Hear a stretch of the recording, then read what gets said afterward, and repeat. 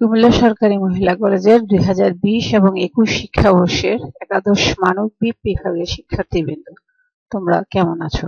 আশা করছি সকলে ভালো আছো এবং স্বাস্থ্যবিধি মেনে বাড়িতে অবস্থান করছো। তোমরা প্রয়োজনে ঘরের বাইরে যেতে হলে অবশ্যই মাস্ক পরিধান করবে এবং স্বাস্থ্যবিধি মেনে চলবে। প্রিয় শিক্ষার্থীবৃন্দ, তোমাদের একাদশ শ্রেণীর অনলাইন ক্লাস গত 4 অক্টোবর শুরু হয়েছে এবং তারই ধারাবাহিকতায় এরই মধ্যে আমাদের আরো 2 জন টিচার তোমাদের ক্লাস নিয়েছেন এবং আজকে আমি তোমাদের ক্লাস নিচ্ছি। আজকের পাঠ উপস্থাপনায় আমি শাহনাজ সুলতানা, সহযোগী অধ্যাপক ও বিভাগীয় প্রধান, ইসলামের ইতিহাস ও সংস্কৃতি বিভাগ, কুমিল্লা সরকারি মহিলা কলেজ। আজকে আমরা যে বিষয়টা আলোচনা করব সেটা হচ্ছে প্রাচীন সভ্যতা এবং তারই অংশ হচ্ছে প্রাচীন মিশরীয় সভ্যতা। তো তোমরা এরই মধ্যে নিচের ক্লাসে জেনেছো সভ্যতা কি, তারপর আমরা একটু মনে করি যে সভ্যতা কি। সভ্যতার ইংরেজি প্রতিশব্দ হচ্ছে সিভিলাইজেশন। শব্দটি এসেছে ল্যাটিন শব্দ সিভিটাস থেকে, যার অর্থ হচ্ছে নগর বা নাগরিক। সিভিলাইজেশন দিয়ে নগরের বা নাগরিকদের বৈশিষ্ট্যকে বোঝায়। তাই সাধারণভাবে কোনো বিশেষ মানব গোষ্ঠী তাদের সামাজিক, অর্থনৈতিক ও সাংস্কৃতিক কর্মকাণ্ড দ্বারা কোনো বিশেষ ধরনের জীবন প্রবাহ বা জীবন ধারণের মান উন্নয়ন করলে বিশেষ সময়কালের পরিপ্রেক্ষিতে তখন তা সভ্যতা নামে অভিহিত হয়। অবশ্য সভ্যতার সংজ্ঞা দিতে গিয়ে সমাজবিজ্ঞানী, প্রত্নতত্ত্ববিদ, ঐতিহাসিকগণ বা বিভিন্ন পণ্ডিত ব্যক্তি, চিন্তাবিদগণ ভিন্ন ভিন্ন মত প্রকাশ করেছেন। যাই হোক, আমাদের আজকে যেটা আমরা আলোচনা করব সেটা হচ্ছে এভাবে অনেক সভ্যতার জন্ম হয়েছিল প্রাচীনকালে। টাইগ্রিস নদী, ইউফ্রেটিস নদী বিধৌত এলাকায় মেসোপটেমীয় সভ্যতা, নীল নদ বিধৌত এলাকায় মিশর সভ্যতা, সিন্ধু বিধৌত এলাকায় সিন্ধু সভ্যতা গড়ে ওঠে। পশ্চিম এশিয়ার বিভিন্ন এলাকায় পারস্য, হিব্রু, ফিনিশীয় ইত্যাদি সভ্যতা গড়ে উঠেছিল। এবং আজকে আমরা যেটা আলোচনা করব সেটা হচ্ছে প্রাচীন মিশরীয় সভ্যতা। তো এই আলোচনা শেষে তোমরা যা জানতে পারবে তা হচ্ছে প্রাচীন মিশরীয় সভ্যতার ভৌগোলিক অবস্থা ব্যাখ্যা করতে পারবে এবং সেই অবস্থা আমরা একটু আগে বললাম যে নীল নদকে কেন্দ্র করে প্রাচীন মিশরীয় সভ্যতা গড়ে উঠেছিল। তো তোমরা প্রাচীন মিশরীয় সভ্যতায় নীল নদের প্রভাব ব্যাখ্যা করতে পারবে। প্রাচীন মিশরের রাজনৈতিক ইতিহাস ও শাসন ব্যবস্থা সম্পর্কে বলতে পারবে। প্রাচীন মিশরের ধর্মীয় বিশ্বাস, স্থাপত্য, লিখন পদ্ধতি ও জ্ঞান বিজ্ঞান সম্পর্কে তোমরা বর্ণনা করতে পারবে। তাহলে আমরা আলোচনা করি প্রাচীন মিশরের ভৌগোলিক অবস্থা এবং নীল নদের প্রভাব। আফ্রিকা মহাদেশের উত্তর পূর্ব দিকে অবস্থিত দেশটির উত্তরে ছিল ভূমধ্যসাগর এবং দক্ষিণে সুদান রাষ্ট্র, পূর্বে লোহিত সাগর এবং পশ্চিমে ছিল লিবিয়া। এবং প্রাচীন মিশর সভ্যতা বিকাশে নীল নদের প্রভাব কতটুকু সেটা বুঝতে হলে প্রয়োজন নীল নদের বন্যা বা প্লাবন বিশ্লেষণ করা। মূলত আফ্রিকার মধ্য অঞ্চলে গ্রীষ্মকালের শুরুতে অর্থাৎ জুন মাস থেকে প্রচুর বৃষ্টিপাত হয়ে থাকে। এই বৃষ্টিপাতের ফলে অঢেল জল নীল নদে এসে পড়ে, ফলে নীল নদের জল ক্রমশই বাড়তে থাকে। এর উপর ইথিওপিয় মালভূমির বরফ গলা জল পাহাড়ি মাটি ক্ষয় করে নীল নদে গিয়ে পড়ে এবং এই উভয় কারণে নীল নদের জল এত দ্রুত বেড়ে যায় যে দুকুল ছাপিয়ে যায় এবং জলধারা তখন নীল নদকে ভয়াবহ বন্যা দেখা দেয়। এভাবে প্রতি বছর জুন মাস থেকে সেপ্টেম্বর পর্যন্ত নীল নদের জল বেড়ে বন্যার সৃষ্টি হয় এবং গোটা অক্টোবর পর্যন্ত এই বন্যাবস্থা চলতে থাকে। এ সময় নীল নদের অববাহিকায় যে পলি মাটির স্তর পড়ে, সেই পলি মাটির এই নতুন স্তর পরে উর্বর জমিতে বা এই জমির মধ্যে মিশরীয়রা অধিক ফসল ফলাতো এবং তাদের সমৃদ্ধি আসতো। এভাবে নীল নদ প্রচুর ফসল উৎপন্ন করে ব্যবসা বাণিজ্যে অগ্রগতিতে তারা ভূমিকা রাখত। নীল নদে প্রতি বছর বন্যা এবং সেটাকে তারা নীল নদে বন্যা নিয়ন্ত্রণের ব্যবস্থা করত। এর প্রেক্ষিতে দেখা যায় কৃষিকে কেন্দ্র করে তাদের বসতি স্থাপন, সেচ ব্যবস্থা, বাঁধ নির্মাণ কৌশল, ব্যবসা বাণিজ্য, ক্ষুদ্র শিল্পের বিকাশ ঘটত এবং এ সকল কারণে ঐতিহাসিক হেরোডোটাস মিশরকে the gift of the Nile বা নীল নদের দান হিসাবে আখ্যায়িত করেছেন। তাহলে তোমরা বুঝতে পারছো যে নীল নদের প্রভাব মিশরীয় সভ্যতায় কতটুকু। এবার আমরা দেখি যে মিশরের রাজনৈতিক ইতিহাস। রাজনৈতিক ইতিহাস আলোচনায় আমরা দেখি যে খ্রিস্টপূর্ব 5000 অব্দে থেকে 525 অব্দ পর্যন্ত ছিল মিশরের রাজনৈতিক সময়কাল, এবং 525 খ্রিস্টপূর্ব অব্দে পার্সিকদের হাতে এই সভ্যতার চূড়ান্ত পতন ঘটেছিল। তাহলে প্রাচীন মিশরের রাজনৈতিক সময়কালকে মোটামুটি কয়েকটা ভাগে ভাগ করা যায়। যেমন প্রাক বংশীয় যুগ, সেটা খ্রিস্টপূর্ব 5000 থেকে খ্রিস্টপূর্ব 3200 অব্দ পর্যন্ত। প্রাক রাজবংশীয় যুগ ছিল খ্রিস্টপূর্ব 3200 অব্দ থেকে 2300 অব্দ পর্যন্ত, এবং সামন্ত যুগ, মধ্য রাজবংশীয় যুগ, বৈদেশিক হিক্সদের যুগ, এবং নতুন রাজবংশ বা সাম্রাজ্যের যুগ। তো প্রাচীন মিশরের এই সময়কালটাতে যে আমরা দেখি যে প্রাক রাজবংশীয় যুগে মিশর ছোট ছোট প্রায় 40টি নগর রাষ্ট্রে বিভক্ত ছিল।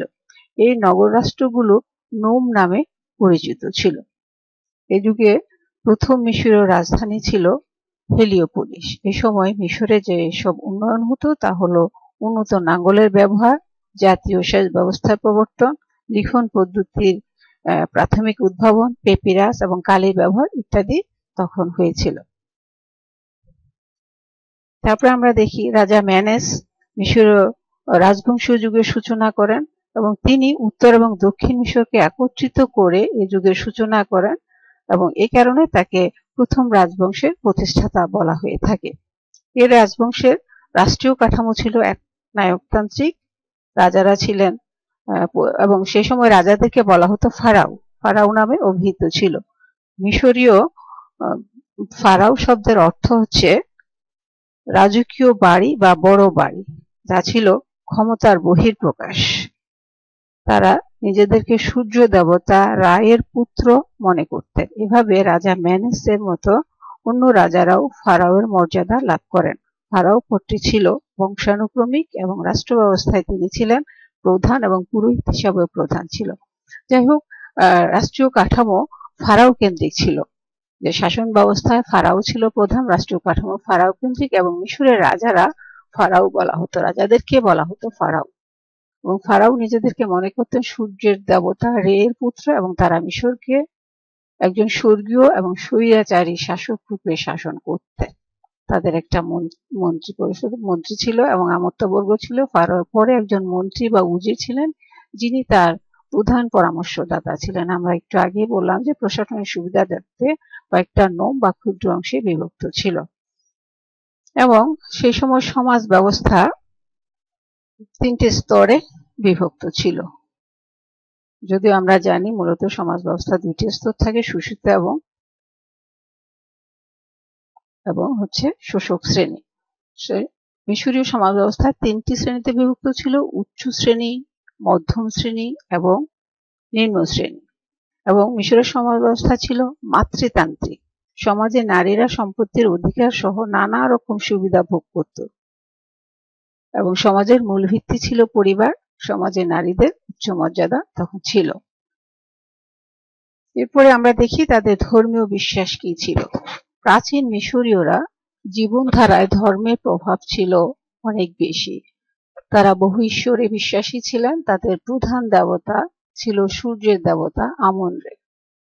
কৃষিভিত্তিক ও নীল নদের উপর নির্ভরশীল মিশরীয় সভ্যতার অপর দেবতা ছিল ওসিরিস।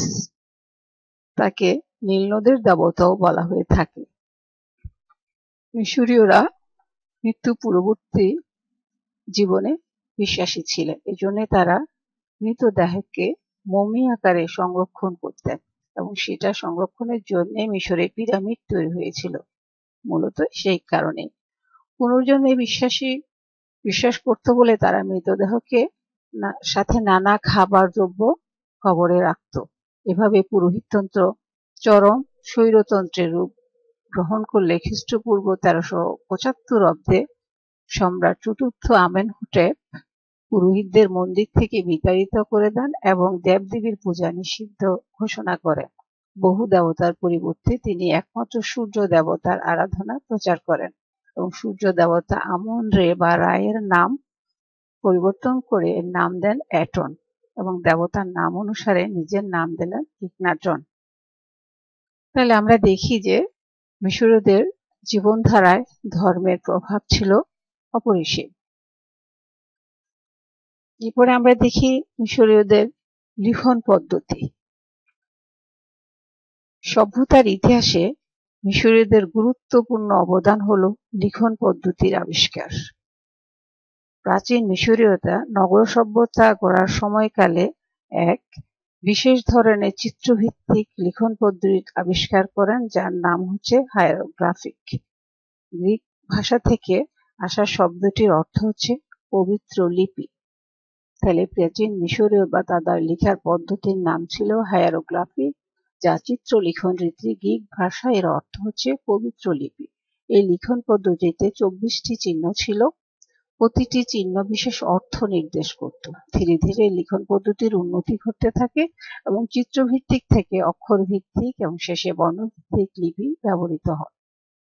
উল্লেখ্য যে মিশরীয়গণ প্যাপিরাস নামক বৃক্ষ থেকে কাগজ প্রস্তুত করত এবং তাদের এই লেখাটা ছিল ডান দিক থেকে বাঁ দিকে লিখত। তাহলে আমরা দেখতে পাচ্ছি যে প্রাচীন যে তাদের হায়ারোগ্রাফিক লিপির 3টি রূপ ছিল। একটা হচ্ছে চিত্রভিত্তিক, অক্ষর ভিত্তিক এবং বর্ণভিত্তিক। তোমরা দেখতে পাচ্ছ ওদের হায়ারোগ্রাফিক সিস্টেমরাও এবং তাদের সে লেখা যে কালি তারা ব্যবহার করত, তার ছবিগুলো দেখলে তোমরা বুঝতে পারবে। এরপর আমরা দেখি তাদের স্থাপত্য, ভাস্কর্য এবং চিত্রশিল্প। প্রাচীন মিশরীয়দেরকে ইতিহাসের শ্রেষ্ঠ নির্মাতা বলা হয়ে থাকে। তারা পাথর কেটে প্রকাণ্ড অনেক বড় সৌধ বানাতে অভ্যস্ত ছিল এবং প্রাচীন মিশরীয়দের শ্রেষ্ঠ স্থাপত্যিক নিদর্শন হলো পিরামিড। পিরামিডগুলোর মধ্যে সবচেয়ে বিখ্যাত হলো ফারাও খুফুর পিরামিড। মিশরীয় স্থাপত্যের অপরিহার্য অঙ্গ হিসাবে ভাস্কর্যের উৎকর্ষ সাধিত হয় এবং প্রাচীন বংশীয় যুগ থেকেই ভাস্কর্য হিসাবে ফারাওদের মূর্তি তৈরি করা হয়। খোদাই এবং রং ব্যবহার করে তারা বসা এবং দাঁড়ানো ভঙ্গিতে ফারাওদের মূর্তি জীবন্ত মতো করে বানাতো এবং মন্দিরের দেয়ালে মমি এবং কফিনের উপর তারা চিত্রশিল্পের নিদর্শন দেখা যায়। এভাবে আমরা তাদের স্থাপত্য আমরা জানি সেই সময়ের সপ্তাশ্চর্যের একটা ছিল পিরামিড। স্থাপত্য, ভাস্কর্য এবং চিত্রশিল্পে তাদের যথেষ্ট অবদান রয়েছে। এবার আমরা দেখি তাদের অর্থনীতি। আমরা প্রথমে আলোচনায় বলেছিলাম যে মিশরের অর্থনীতি বা ছিল কৃষিভিত্তিক। নীলনদকে কেন্দ্র করে তাদের কৃষির যথেষ্ট উন্নতি হয়েছিল এবং প্রধান কৃষিভিত্তিকই ছিল তাদের অর্থনীতি। শিল্পের প্রয়োজনে শিল্পের মধ্যে ছিল খনিজ শিল্প, ধাতু শিল্প, কাঁচ শিল্প, বয়ন শিল্প, জাহাজ শিল্প ইত্যাদি। মিশরীয়গণ সাধারণত সোনা, রূপা, হাতির দাঁত, অস্ত্র, মশলা ইত্যাদি আমদানি করত এবং রপ্তানি করত কার্পাস, লিনেন, সন, গম এবং মৃৎপাত্র। তো প্রাচীন মিশরীয়দের সেই আমদানি রপ্তানি তাদের মূলত অর্থনৈতিক মূল ভিত্তি ছিল কৃষি এবং মিশরের এই কৃষি অর্থনীতি প্রভাবিত হয়ে নীলনদকে কেন্দ্র করে তারা সেই নীলনদের জুন নভেম্বর থেকে শুরু করে যে বন্যা, সে প্লাবন শুরু করে বন্যা হতে দুকুল ঝাঁপিয়ে পড়া সেই পলি মিশ্রিত এলাকায় তাদের সঞ্চিত এলাকায় কৃষিকাজ করার উপযোগী হলে তারা সেখানে প্রচুর ফসল ফলাতো। সেই উৎপাদিত ফসলের মধ্যে ছিল গম, যব, পিচ, বার্লি, কাউন ইত্যাদি।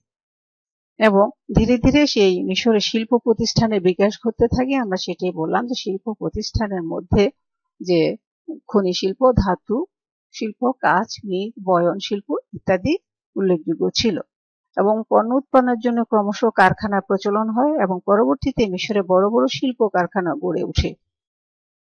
মিশরের গুরুত্বপূর্ণ শিল্পসমূহের মধ্যে ধাতু শিল্প, কাঁচ শিল্প, বয়ন শিল্প এগুলোই প্রধান ছিল। এরপর আমরা দেখি যে জ্ঞান বিজ্ঞানে তাদের অবদান ছিল। কিরকম? প্রাচীন মিশরীয়দেরকে বৈজ্ঞানিক আবিষ্কারের মধ্যে পেপিরাস কাগজ অন্যতম ছিল। নলখাগড়া জাতীয় গাছ পেপিরাস থেকে তারা কাগজ উৎপাদন করত। কাঁচ, ধাতু তৈজসপত্র, সেচ ব্যবস্থার উন্নয়ন ছাড়াও তারা সৌর বৎসরের প্রবর্তন করে একটি সৌর পঞ্জিকা তৈরি করেছিল। জ্যোতির্বিজ্ঞানে চর্চা করতে গিয়ে প্রাচীন মিশরীয়রা সূর্যের আলো ছায়া মেপে দিনের সময় নিরূপণের জন্য যন্ত্র আবিষ্কার করেছিল। একে বলা হতো ছায়া ঘড়ি বা সূর্য ঘড়ি। এই ছায়া ঘড়ি ছিল রাতে অচল, তাই মিশরীয়রা সময় মাপার জন্য আরেকটি যন্ত্র আবিষ্কার করেছিল, যার নাম হচ্ছে পানি ঘড়ি বা জল ঘড়ি। পণ্ডিতদের মতে মিশরীয়রাই সর্বপ্রথম গণিত শাস্ত্রের সবচেয়ে উল্লেখযোগ্য দুটো দিক, পাটিগণিত এবং জ্যামিতি উদ্ভাবন করেছিল। তোমরা দুইটা ছবি দেখতে পাচ্ছ, একটা হচ্ছে ওয়াটার ক্লক আর একটা হচ্ছে সোলার ক্যালেন্ডার। প্রিয় শিক্ষার্থীবৃন্দ, তো মিশরীয় সভ্যতার আলোচনা শেষে তোমরা একাদশ বা দ্বাদশ শ্রেণীর স্টুডেন্টদের প্রশ্নতে জ্ঞান, অনুধাবন, প্রয়োগ এবং উচ্চতর দক্ষতা 3 স্তরের প্রশ্নই এই মিশরীয় সভ্যতা থেকে আসে।